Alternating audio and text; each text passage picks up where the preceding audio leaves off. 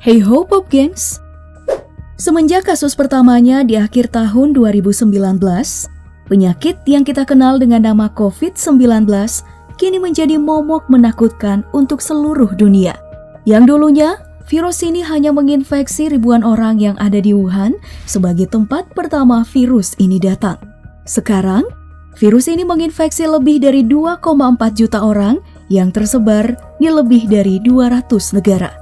Dan terkhusus untuk Indonesia, laju penyebaran COVID-19 ini memang mengkhawatirkan.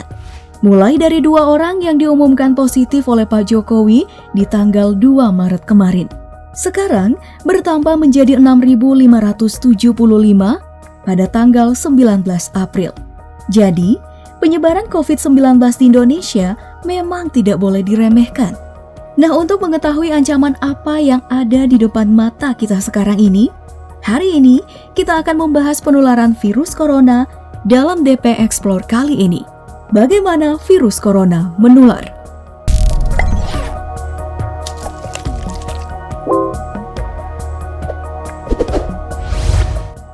Penyebaran virus corona sudah kita jelaskan pada video sebelumnya tentang bagaimana sistem imun kita berperang melawan virus.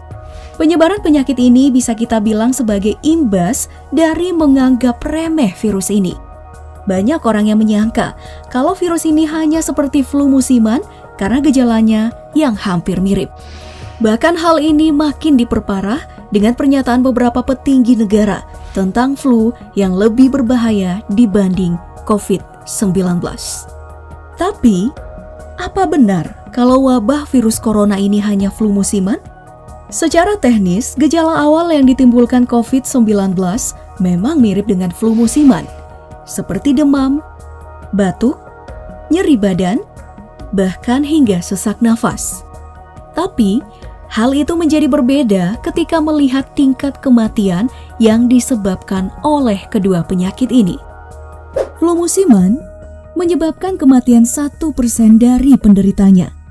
Sedangkan COVID-19 sudah mencapai angka kematian 6,85% dari seluruh dunia per tanggal 19 April 2020. Jadi, meremehkan virus ini karena punya gejala mirip dengan flu tentu saja bukan hal yang baik.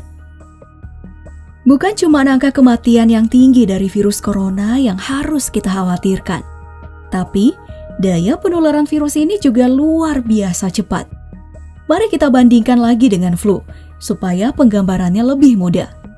Salah satu indikator yang bisa dijadikan patokan adalah R0 atau angka reproduksi dasar, yakni jumlah orang yang bisa terpapar virus dari seseorang yang menderita. Flu musiman sendiri punya R0 1,4 sampai 1,6.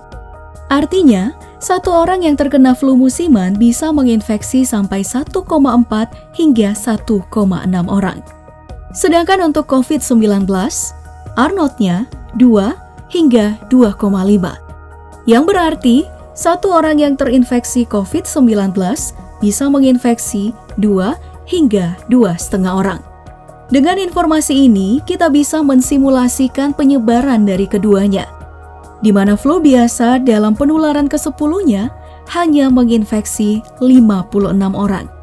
Sedangkan COVID-19 dalam penularan ke-10-nya telah menginfeksi 2.047 orang. Tentu saja angka ini sangat menakutkan. Kalau kita kembali dengan persentase kematian COVID-19 yang telah mencapai 6,17%. Masa inkubasi atau selang waktu dari pertama kali terinfeksi hingga menimbulkan gejala awal juga menjadi salah satu alasan cepatnya virus ini menyebar. Jika masa inkubasi flu hanya 2-4 hari, berarti orang yang terinfeksi virus flu hari ini akan mendapati gejala seperti demam, batuk, beringus, dan nyeri badan esok hari atau 3 hari ke depan. Sedangkan untuk virus corona yang punya masa inkubasi 14 hari, hal ini tentu jauh lebih buruk. Orang yang terinfeksi virus corona baru akan merasakan gejala demam, batuk, dan lainnya di hari ke-5, 12, bahkan di hari ke-14.